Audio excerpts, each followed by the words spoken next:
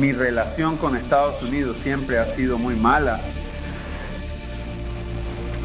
Siempre me ha parecido que estaba a punto de ser arrestado por la policía estadounidense por alguna razón oscura. Quizás eso se deba a haber leído El proceso de Kafka. Ese libro me influyó mucho, ya sabes, donde alguien es arrestado por un crimen y nunca le dicen qué crimen ha cometido. Recuerdo que una vez mi miedo a la policía era tan grande que cada vez que veía un coche patrulla estacionado mientras yo conducía, le pedía a mi esposa que detuviera nuestro auto y me entregaba a la policía en ese mismo momento por cualquier delito del que quisieran acusarme. Mis miedos se hicieron más grandes durante la administración de Nixon, porque en ese momento realmente había motivos para que personas como yo se preocuparan.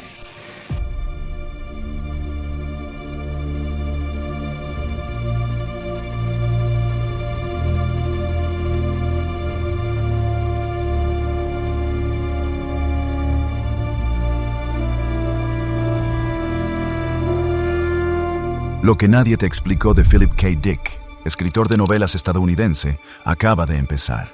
Y si te dijera que la realidad que experimentas cada día, la solidez de la silla en la que te sientas, el recuerdo de lo que desayunaste, no es la única versión posible, ¿qué tal si es una de muchas?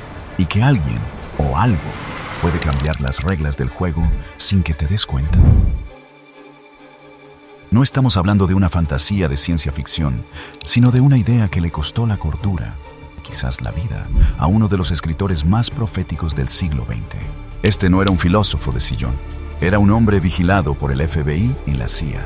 En marzo de 1974, las agencias federales abrieron su correo. Tenían un archivo sobre él. De hecho, él mismo confirmó esos archivos y hasta el correo intervenido. No cabía duda alguna al respecto. He visto mi expediente de la CIA, he visto mi expediente del FBI. En virtud de la Ley de Libertad de Información de Estados Unidos, yo estaba legalmente autorizado a ver ambos archivos. La CIA abrió mi correo, el FBI tenía un expediente sobre mí. He visto ambas. Ya no tengo esa sensación de actividad policial. Su casa fue misteriosamente saqueada, sus documentos y manuscritos robados, las cerraduras reventadas, y su propia descripción de la casa arrasada es difícil de olvidar. Nuestros temores estaban justificados. Quiero decir, hubo entradas ilegales. Mi casa fue allanada, mis archivos fueron abiertos, mis papeles fueron robados. Nunca supimos quién lo hizo. Mi abogado dijo que fue el gobierno. No había duda de que fue el gobierno. Pero qué estaban buscando, no lo sé. ¿Qué pensaban que yo estaba haciendo? No lo sé. Y todo esto, supuestamente, por escribir novelas. La pregunta obvia es, ¿qué sabía Philip K. Dick que lo convertía en una amenaza para la seguridad nacional? La respuesta es tan simple como aterradora. Él creía haber descifrado la naturaleza de la realidad. Y lo que descubrió es que no es real. O al menos, no en la forma en que pensamos. En un discurso casi clandestino en Metz, Francia, en 1977, frente a una audiencia que esperaba oír sobre naves espaciales y androides, Dick soltó la bomba. Dijo que se había producido una alteración, una brecha, una reprogramación, pero no en nuestro presente, sino en nuestro pasado. Una variable fue cambiada, y debido a eso, un mundo alternativo se separó del nuestro, se volvió real en lugar del anterior, y que nosotros, ahora mismo, estamos, de hecho, reviviendo literalmente este segmento particular de tiempo lineal. Y diré incluso esto, tal impresión es una pista de que en algún momento pasado se cambió una variable, como si se hubiera reprogramado, y que debido a esto, un mundo alternativo se ramificó, se actualizó en lugar del anterior, y que, de hecho, en sentido literal, estamos viviendo una vez más este segmento particular del tiempo lineal. Se había producido una ruptura, una manipulación, un cambio, pero no en nuestro presente, sino en nuestro pasado. Se trata de un parche, una actualización silenciosa que se ejecuta en segundo plano.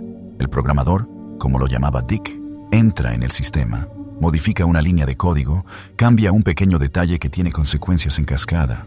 Un árbol en un cuadro se convierte en una niña. Así, el cuadro permanece pero cambia en detalles mínimos, que alteran todo. Un interruptor de luz que siempre estuvo a la derecha de la puerta del baño, de repente, siempre ha estado a la izquierda. El sistema se reinicia, y para casi todos los usuarios, la nueva versión es la única que ha existido. Casi todos. Y aquí es donde te afecta directamente. ¿Alguna vez has tenido un déjà vu tan intenso que te detuvo en seco? Esa sensación abrumadora, casi física, de yo ya viví esto, palabra por palabra. No es un simple truco de la memoria. Según Dick, es una cicatriz, un eco del sistema operativo anterior. Estás recordando un momento de una línea de tiempo que fue borrada y reemplazada. Estás experimentando un fragmento de una realidad que ya no existe, pero que tu subconsciente aún recuerda. Estás reviviendo un segmento de tiempo. De hecho, esa sensación es la pista clave que él ofreció. Tendríamos la abrumadora impresión de que estábamos reviviendo el presente, déjà vu, quizás de la misma manera, escuchando las mismas palabras, diciendo las mismas palabras. Sostengo que estas impresiones son válidas y significativas, e incluso diré esto: tal impresión es una pista de que en algún momento pasado una variable fue cambiada, reprogramada por así decirlo, y que debido a esto un mundo alternativo se ramificó, se actualizó en lugar del anterior. Y que de hecho, en un sentido literal, estamos viviendo una vez más este segmento particular del tiempo lineal.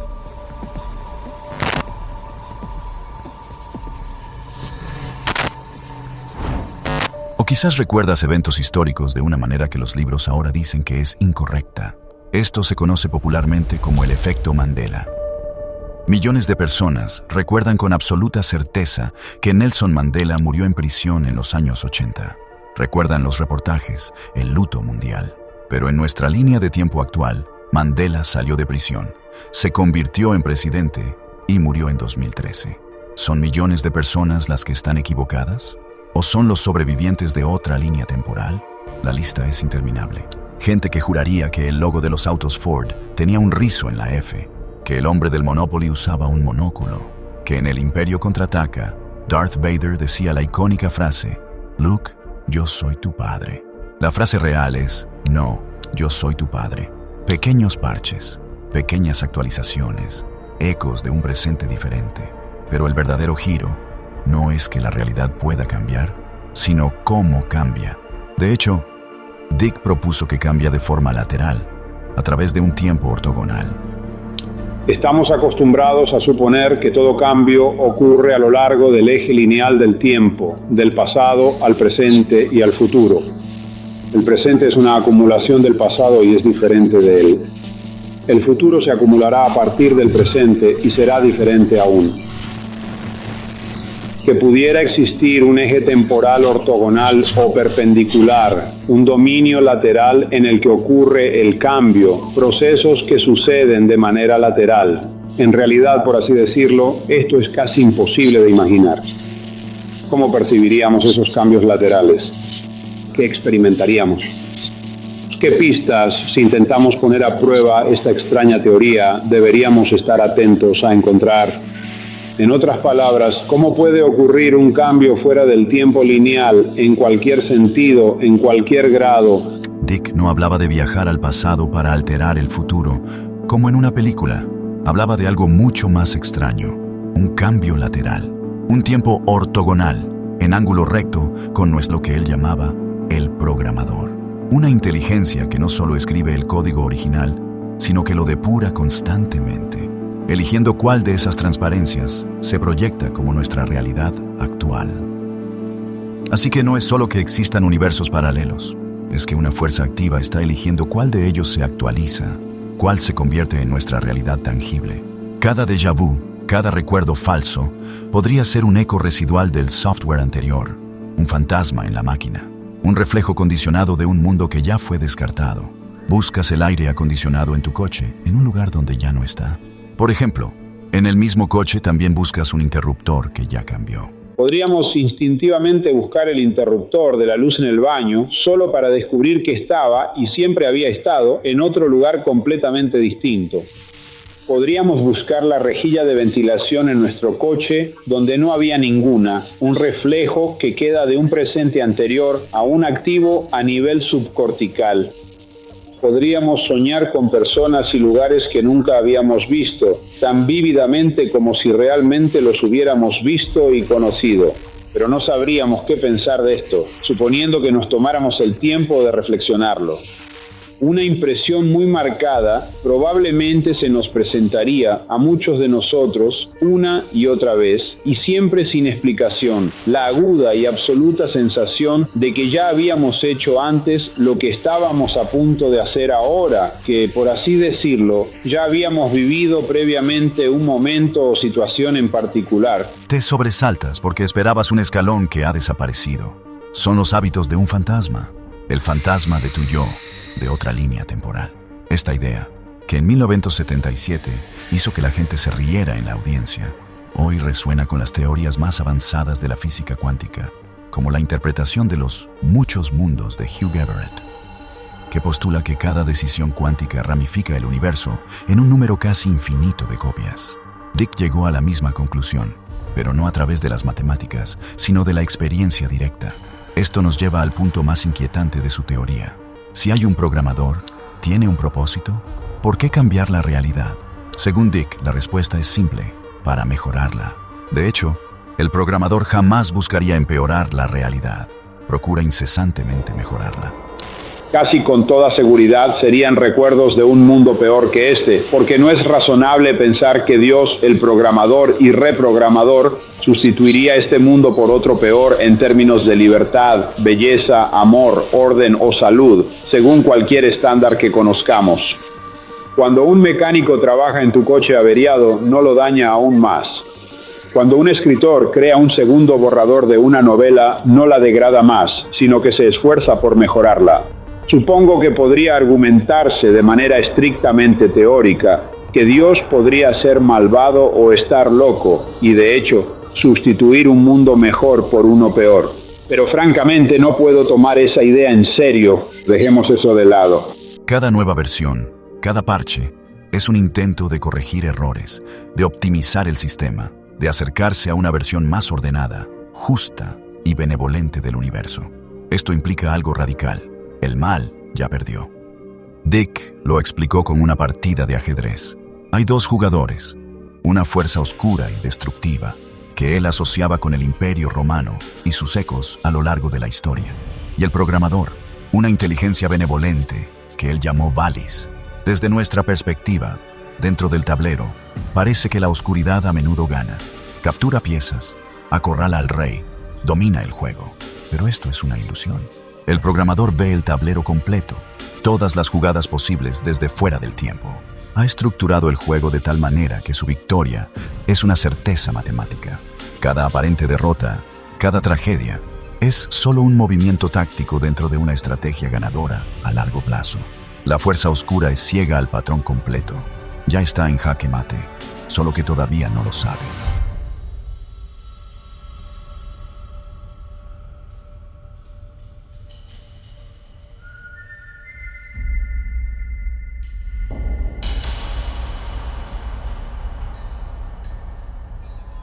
Su aparente poder es solo el ruido de un sistema obsoleto a punto de ser reemplazado. Esto nos lleva a una pregunta mucho más profunda. Si la realidad es una simulación que se perfecciona constantemente, ¿qué significa nuestro sufrimiento? ¿Son nuestros peores momentos simples bugs que el programador está corrigiendo en la siguiente versión? ¿Somos personajes en una historia cósmica cuyo final ya está escrito? ¿O tenemos algún tipo de albedrío para elegir en qué versión de la realidad queremos existir? Dick sugería que podemos sintonizarnos con la frecuencia de la realidad mejorada o quedarnos atrapados en los restos de una versión inferior. La oración, en su visión, no era pedir favores a un Dios, sino pedir ser incluido en la próxima actualización del sistema. De hecho, esa actualización se pide con una súplica muy específica. Libérame, Domine, que se traduce como sácame de aquí, programador. A medida que logras una victoria tras otra, inclúyeme en ese triunfo. Muéveme a lo largo del eje lateral. Y esto no es solo una teoría abstracta. A veces, la cultura popular parece manifestar estas fugas de información entre líneas temporales. El ejemplo más famoso es la serie animada Los Simpson. Durante más de 3 décadas, el programa ha hecho chistes que, años después, se convierten en realidad con una precisión escalofriante. ¿Cómo sabes? saben, heredamos un déficit en el presupuesto del presidente Trump. ¿Qué tan grave es, secretario Van Houten? Predijeron los relojes inteligentes, las videollamadas, el escándalo de la carne de caballo, la compra de Fox por parte de Disney e incluso la presidencia de Donald Trump en un episodio del año 2000 que lo mostraba bajando por una escalera mecánica de forma idéntica a como lo haría en su campaña real 15 años después. La lista es tan larga y específica que la palabra coincidencia empieza a sonar ingenua. ¿Es posible que los guionistas, de alguna manera, estén captando fragmentos de información de un futuro ya programado o de una línea de tiempo adyacente que está a punto de volverse la nuestra? Es como si el código fuente de la próxima actualización tuviera fugas y los artistas, los más sensibles a los patrones, fueran los primeros en detectarlas. En febrero de 1974, todo esto dejó de ser una teoría para Dick. Tras una cirugía dental con pentotal sódico, una repartidora de la farmacia llegó a su puerta. Llevaba un collar con el símbolo del pez cristiano. Un destello de luz del sol en el colgante proyectó un rayo de luz rosa directamente en su mente. En ese instante, según él, recibió una cantidad masiva de información, lo que llamó una info package. No eran imágenes, era conocimiento puro y estructurado. De repente, supo con certeza absoluta que su hijo pequeño tenía una hernia inguinal derecha no diagnosticada que podría haber sido fatal. Lo llevó al médico, insistió a pesar del escepticismo inicial y el diagnóstico se confirmó, salvando la vida del niño. Para él, eso fue todo. La prueba, la inteligencia que llamó VALIS, o Sistema de Vasta Inteligencia Viva y Activa, se había comunicado. A partir de ese momento, su percepción de la realidad se fracturó. Afirmaba vivir en dos realidades a la vez, superpuestas: California en 1974 y la antigua Roma en el siglo I, bajo la persecución de los cristianos. Se veía a sí mismo como Philip K. Dick y, simultáneamente, como un esclavo cristiano llamado Tomás. El tiempo para él se había doblado sobre sí mismo. El imperio romano, para él, nunca había terminado. Solo se había vuelto invisible, una fuerza de control y desinformación que seguía operando en el mundo moderno. Esto explicaría por qué el FBI y la CIA estaban tan interesados en él. Quizás no les preocupaban sus historias sobre Marte, sino sus escritos sobre un imperio oculto que controla la percepción de la realidad. Él creía que sus novelas, escritas años antes de esta experiencia, no eran ficción. Por eso insistía en que una de ellas no era ficción en absoluto. Y fue en febrero de 1974 cuando mi novela Fluyan mis lágrimas, dijo el policía, finalmente fue publicada después de 2 años de retraso. Era casi como si la publicación de la novela, que había sido retrasada tanto tiempo, significara que en cierto sentido ya estaba bien que yo recordara.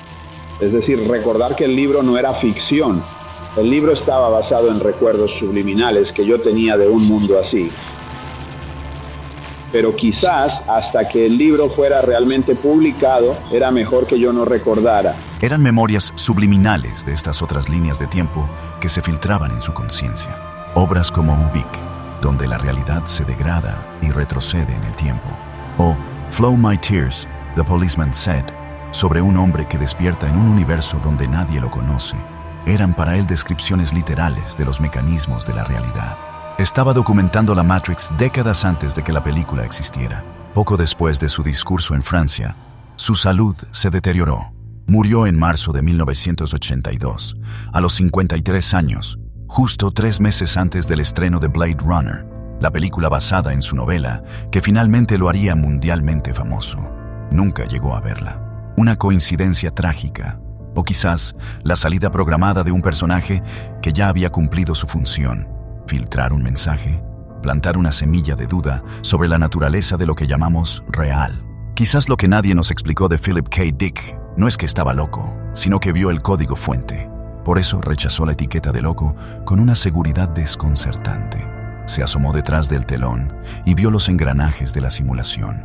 Y una vez que ves el código, una vez que sabes que la pintura en la pared puede ser alterada durante la noche, ya no puedes volver a ver el mundo de la misma manera.